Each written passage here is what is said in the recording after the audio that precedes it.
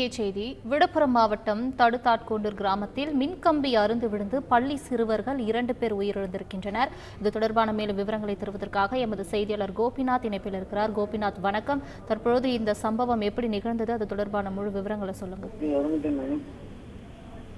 விழுப்புரம் மாவட்டம் திருவெண்ணநல்லூர் அருகே இருக்கிறதா தடுத்தாட்கொண்டூர் ஒரு சின்ன கிராமங்க.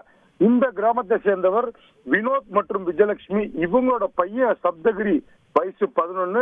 அதே ஊர்ல இருக்கக்கூடிய உயர்நிலை பள்ளியில 6ஆம் வகுப்பு படிச்சுட்டு இருக்காரு.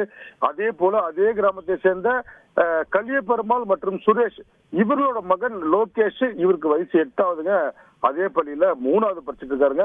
ஊராட்சி ஒன்றிய தொடக்கப்பள்ளி, அங்க 3வது படிக்கிறாரு. இவர்கள் 2 பேருமே பாத்தீங்கன்னா ஒரே குடும்பத்தை சேர்ந்தவர்கள். இந்த 2 மாணவர்களும் என்ன பண்றாங்கன்னு கேட்டீங்கன்னா, மதியானத்துக்கு மேல தடுத்தாட்கொண்டூர் பகுதியில் இருக்கக்கூடிய வயல்வெளியில சுதாகர் என்பவரோட பம்பு செட்ல நீர் மோட்டார்ல குளிக்கிறதுக்கு போறாங்க. அப்போ 2 பேருமே பாத்தீங்கன்னா அந்த பகுதிக்கு செல்லும் போது மேலே இருந்த மின்சார ஒயர் அருந்து தண்ணியில விழுது. அந்த தண்ணியில நின்று குளிச்சுட்டு பாத்தீங்கன்னா சம்பவ இடத்துல மின்சாரம் தாக்கி பரிதாபமாக உயிரிழந்தாங்க. தகவல் உடனே அறிஞ்சு திருவள்ளூர் காவல்துறையினர் அவங்க உடலை மீட்டு விழுப்புரம் முண்டியம்பாக்கம் அரசு மருத்துவக் கல்லூரி மருத்துவமனைக்கு பிரேத பரிசோதனை அமைச்சு வச்சிருக்காங்க.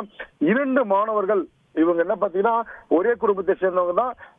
இந்த இறப்பு, 2 பேர் இறப்பு என்பது கிராமத்துல மிகப்பெரிய சோகத்தை ஏற்படுத்திருக்கு. இவங்க சொல்லக்கூடிய குற்றச்சாட்டு, மின்கம்பி ஏற்கனவே சேதம் அடைந்திருக்கு, இதை மாற்றணும்னு சொல்லி மின்வாரியத்துக்கு அவங்க கோரிக்கை வச்சதாகவும், ஆனால் இந்த அலட்சியம் காரணமாக, மின்சாரத்துறையின் அலட்சியம் காரணமாக 2 உயிர்கள் போய்விட்டது என அங்க பெற்றோர்கள் வேதனை தெரிவிக்கிறாங்க, குற்றம் சாட்டுறாங்க. இந்த சம்பவம் மாவட்டத்துல மிகப்பெரிய பரபரப்பை ஏற்படுத்துன்னு சொல்லலாம். விரிவான தகவல்களுக்கு நன்றி கோபிநாத். செய்திகளை உடனுக்குடன் தெரிந்து கொள்ள உடனே சப்ஸ்கிரைப் பண்ணுங்க.